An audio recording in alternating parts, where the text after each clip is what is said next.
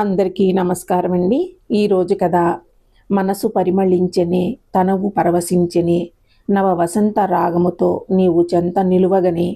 రేడియోలో చిన్నగా వస్తున్న పాటను మైమరుపుతో వింటూ వాలు కుర్చీలో కూర్చున్న గోపాలం గారు, ఏమండి ఈరోజు వంట ఏమి చేయమంటారు అన్న భార్య పిలుపుతో ఈ లోకంలోకి వచ్చారు.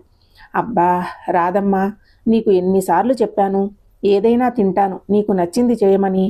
పాట మధ్యలో అంతరాయానికి కొంచెం చిరాకుతో కూడిన అసంతృప్తి వినిపించింది ఆయన గొంతులో.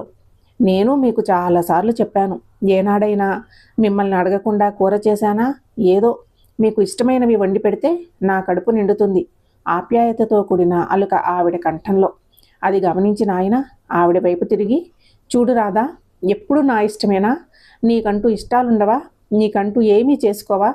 నేను ఏదైనా తినగలను, అది ఇది అని ఏమీ లేదు అని ఏదో చెప్పబోయే ఆయన వంక చూస్తూ, బాగుంది, ఏదో 25 ఏళ్ల పడుచుకుర్రాడిలాగా మాట్లాడుతున్నారు మీరు.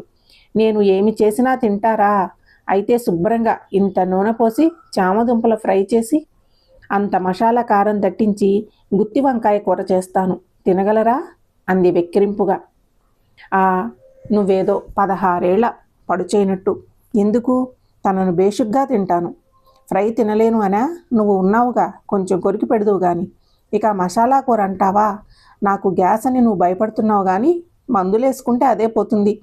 అయినా నాకేదైనా అయితే నువ్వు ఉన్నావుగా చూసుకోవడానికి. చాలే ఆపండి, మీరు మీ వేళాకోళం.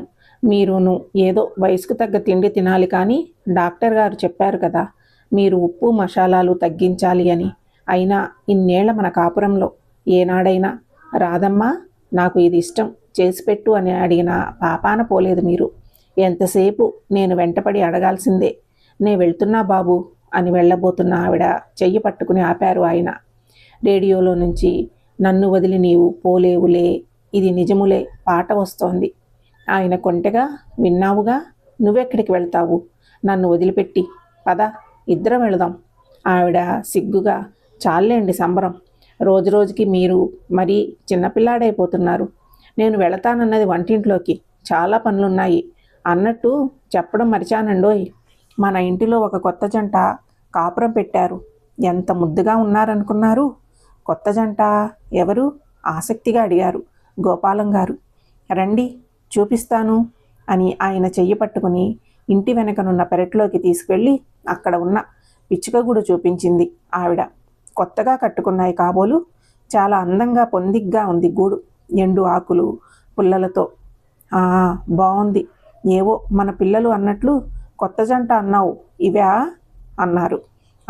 మన పిల్లలు కాకపోతే ఏమిటి, జంట జంటే ఎవరైనా.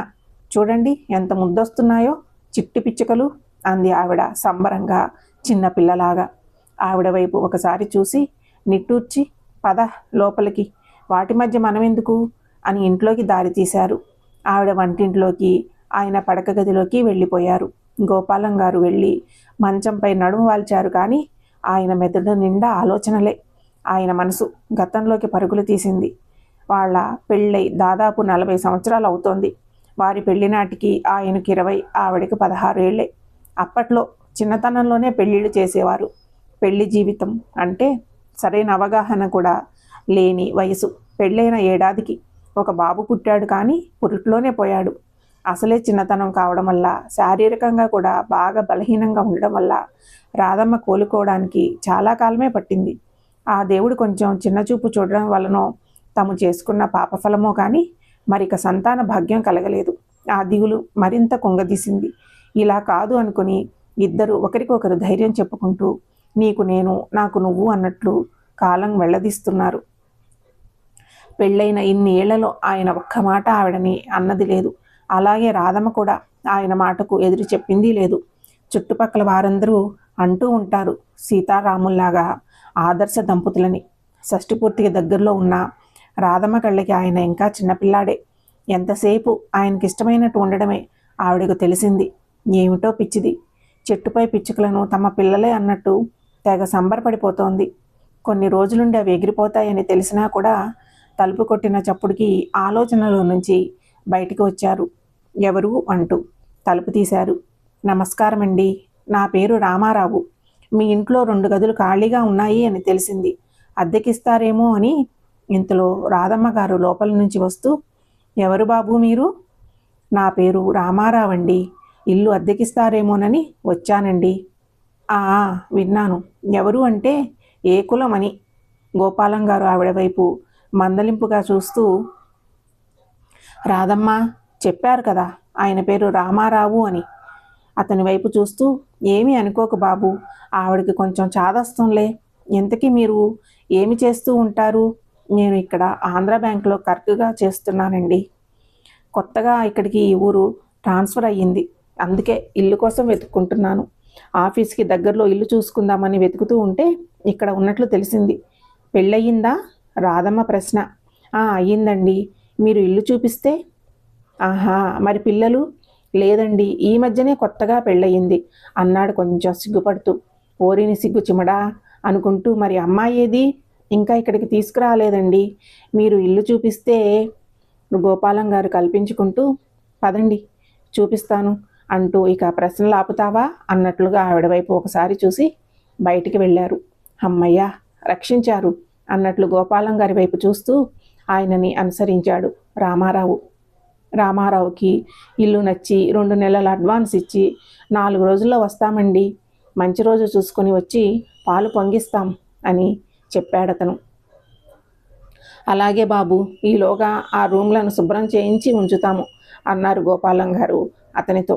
అనుకున్నట్టుగానే 4 రోజుల్లో రామారావు తన భార్య సీతతో ఆ ఇంట్లో దిగిపోయారు.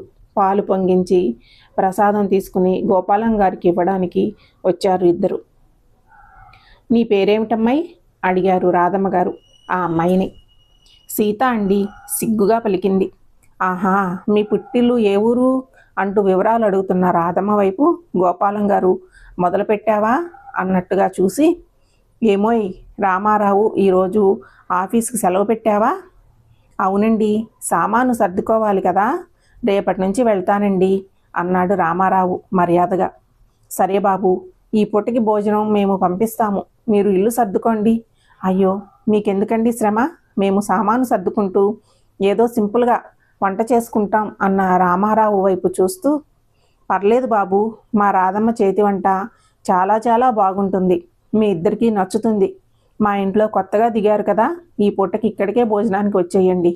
రాధమ్మ సీత వైపు తిరిగి, అమ్మాయి ఇల్లంతా సర్దుకుని వచ్చేయండి, అసలే కొత్త దంపతులు, భోజనానికి రండి మా ఇంటికి ఈరోజు, సరేనా అన్నారు.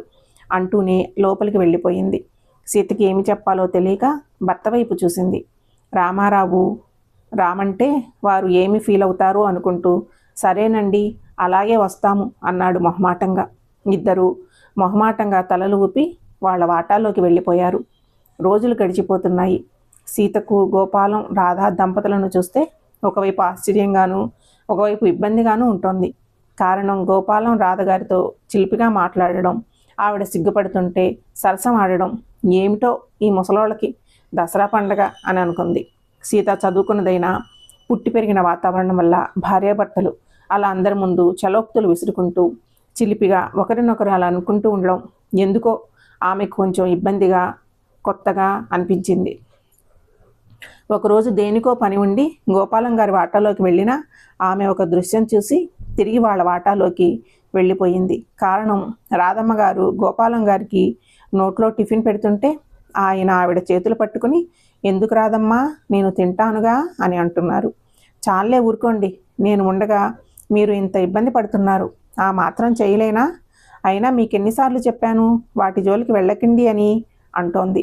ఎందుకో ఆమెకి వారు అంత దగ్గరగా ఉండడం చూసి ఇబ్బందిగా అనిపించి అక్కడి నుంచి కదిలి వెళ్ళిపోయింది.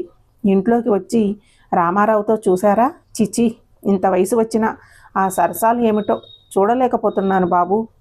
ఏమైంది సీత అడిగాడు రామారావు. ఏమయ్యిందా, ఇంటిగల వాళ్ళను చూడండి ఎలా ప్రవర్తిస్తున్నారో అంటూ కంగారుగా. వద్దులేండి, నేను చూసింది చాలు, మళ్ళీ మీరు వెళ్ళి చూడడం ఎందుకు, నేను చెప్పడం ఎందుకు, పాడు రోత అంటూ చిటపటలాడింది. ఏమయ్యింది, ముందు విషయం చెప్పు. ఏమయ్యిందా, వారిద్దరూ ఒకరికొకరు తినిపించుకుంటూ, పాడు వయసును బట్టి ప్రవర్తించాలి, ఈ ముసలి వయసులో వారికి అవసరమా అంటున్న సీతతో, సర్లే భార్యాభర్తలన్న తర్వాత వయసుతో పనేముంది? ప్రేమాభిమానాలు చూపించుకోవడానికి. అసలు నీకు తెలుసా, పెద్దవారు అయిన తర్వాతే ఒకరి అవసరం ఒకరికి చాలా ఎక్కువగా ఉంటుంది. అయినా నువ్వు వెళ్ళి అలా చూడడం తప్పు, కోపడినట్టుగా అన్నాడు. మళ్ళీ నా దగ్గరికి వచ్చి చెప్పడం. సర్లే, తొందరగా టిఫిన్ పెట్టు, ఆఫీస్కి లేట్ అవుతుంది అని రెడీ అవ్వడానికి లోపలికి వెళ్ళిపోయాడు. కొత్త జంట అయిన సీతారామారావులు ముభావంగా ప్రవర్తించడం ఆ దంపతులు కనిపెట్టారు. మర్నాడు రామారావుని అడిగింది రాధమ్మ. ఏం బాబు, మీ సీతకు చాలా సిగ్గెక్కువ అనుకుంటాను.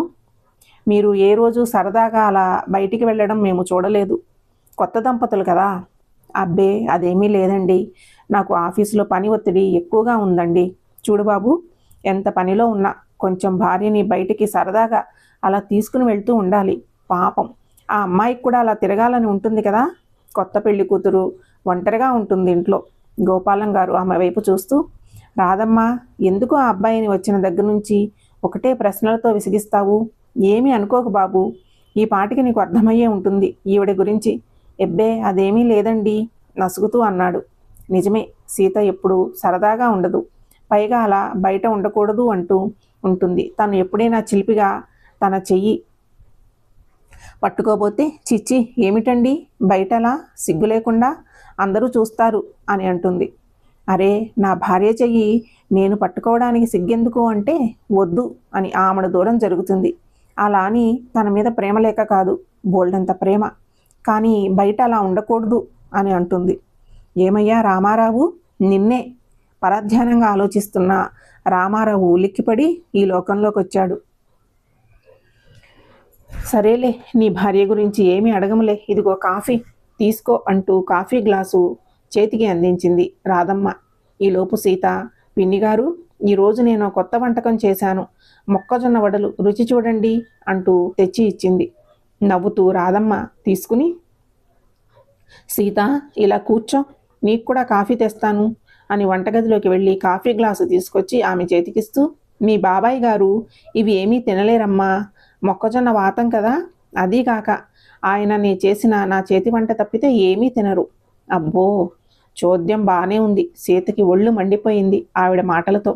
కానీ తమాయించుకుని, పోనీ మీరు తినండి పిన్నిగారు, తిన్ని ఎలా ఉన్నాయో చెప్పండి అని అంది.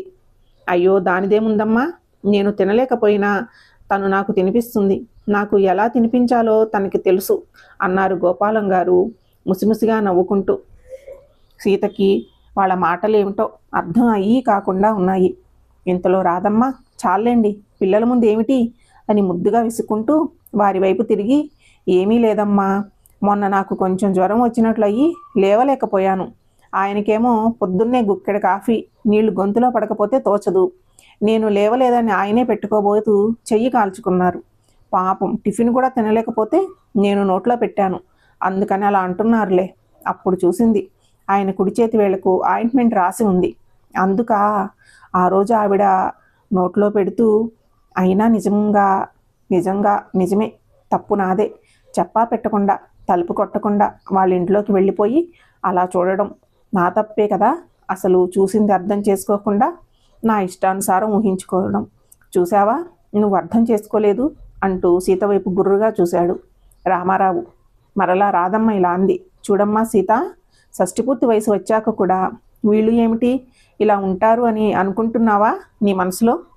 మాకు పిల్లలు లేరు, నాకు ఆయన పిల్లాడు, ఆయనకు నేను పిల్లను.